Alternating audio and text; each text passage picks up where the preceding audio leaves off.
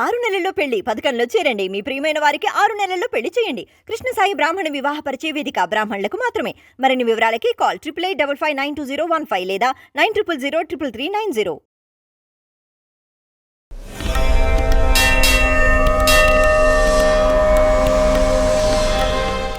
అందరికీ నమస్కారం. దత్త జయంతి శుభాకాంక్షలు. దత్తాత్రేయ స్వామి అన్న వెంటనే బ్రహ్మ విష్ణు శివ స్వరూపం. అయితే భగవంతుడు ఎన్నో రూపాలలో ఉన్న, ముఖ్యంగా సృష్టి స్థితి లయ అన్నది ఈ 3 రూపాలలో జరుగుతూ ఉంటుంది. మరి మనిషికి కలిగిన అనుగ్రహం ఏమిటి అంటే ఈ 3 విధానాలుగా భగవంతుడు రకరకాలుగా మనకి చెప్తూ ఉన్న, బహుశా మన జ్ఞానం అంత లేదు కాబట్టి, మన దృష్టి అంత లేదు కాబట్టి, మన బుద్ధి అన్నది ప్రచోదనం కావట్లేదు కాబట్టి మనం అంతటా పరమాత్మను చూడలేకపోతున్నాము, పరమాత్మ యొక్క అనుగ్రహాన్ని తెలుసుకోలేకపోతున్నాం. కానీ మనిషి శరీరం అన్నది పొందిన తర్వాత ఎలా తరించిపోవాలి, ఎటువంటి జ్ఞానాన్ని పొందాలి అన్నది తెలుసుకోవాలి అంటే, ఆ జ్ఞానం మన సొంతం కావాలి అంటే ఖచ్చితంగా ఒక గురువు ఉండాలి. మరి అలా గురు వైభవం అన్నది తెలియచేస్తూ పరమేశ్వరుడే, శ్రీ మహావిష్ణువే, బ్రహ్మే ముగ్గురు కలిపి ఒక రూపాన్ని ధరించి దత్తాత్రేయ స్వామి రూపంలో వచ్చి మనకి జ్ఞానాన్ని అందించారు. అంటే నేటికి స్వామివారు కూర్చుని ఉండి మనకి ఎన్నో విషయాలు చెప్తున్నారా?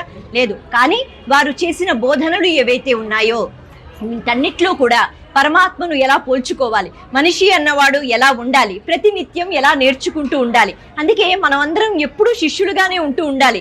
నాకన్నీ వచ్చు అనే భావన ఎప్పుడైతే కలుగుతుందో లోపల ఉన్న నేను అన్నవాడు తరించిపోడు. ఎందుకు అంటే నేను చేస్తున్నాను, నేనే అంతటికీ కారణం అని అనుకుంటూ ఉంటాడు. కానీ ఈ నేను అనే భావన లేదు. అంతటా పరమాత్మ ఉన్నాడు, సర్వత్రా వ్యాప్తి చెంది ఉన్నాడు. అందుకే అంటారుగా విష్ణు సహస్రనామాల్లో మొట్టమొదటి నామం విశ్వం.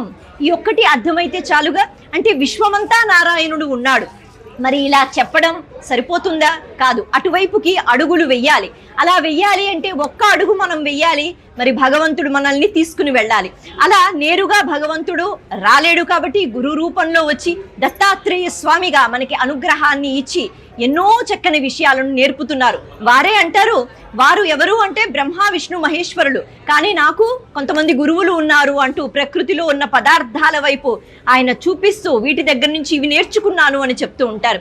ఇలా అసలు మన జ్ఞానానికి కారణం ప్రకృతిలో ప్రతి పదార్థంలో భగవంతుడు ఉన్నాడు.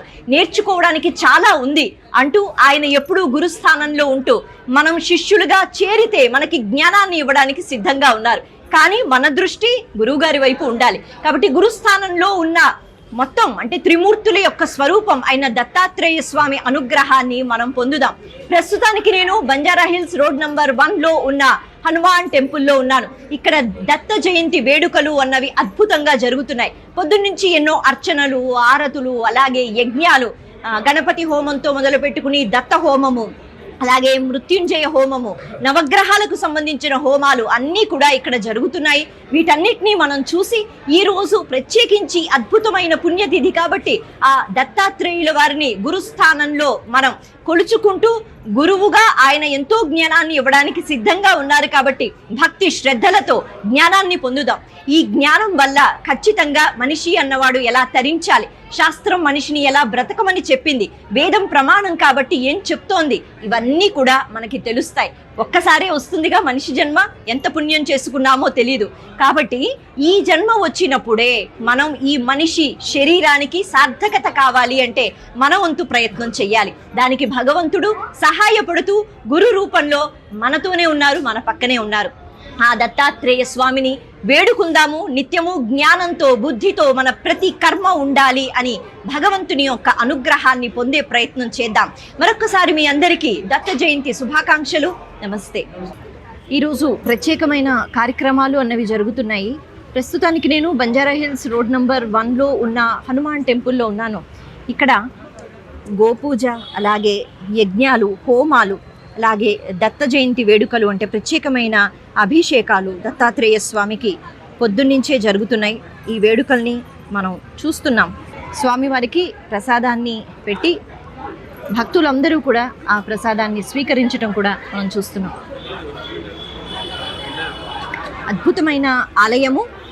ఈ ఆలయంలో కొన్ని భగవత్ స్వరూపాల దర్శనం మనం చేసుకోవాలి అంటే ఆంజనేయ స్వామి ఆలయం, అందుకని ఆంజనేయ స్వామిని కూడా మనం దర్శించుకుందాం. జై హనుమాన్ అన్న వెంటనే కొండంత బలం వస్తుంది. ఈ బలం కేవలం శరీరానికి సంబంధించింది కాదు, మానసిక బలం. మరి ఆ మానసిక బలం ఎప్పుడైతే ఉంటుందో ధైర్యం వస్తుంది. ధైర్యం దేనికి అంటే నలుగురిపై అరవడానికి కాదు, ధర్మంతో సత్యంతో మనిషి అన్నవాడు ఎలా బ్రతకాలో అలా బ్రతకటానికి ఎంతో ధైర్యం కావాలి. అటువంటి ధైర్యాన్ని హనుమంతుడు ఇస్తాడు. ఎందుకు అంటే కార్య నిర్వహణ, అలాగే మనం మాట్లాడే తీరు, ఇవన్నీ కూడా చాలా ముఖ్యం. ఆ వాక్ వైభవం అన్నది ఆంజనేయ స్వామి దగ్గరే మనం నేర్చుకోగలగాలి.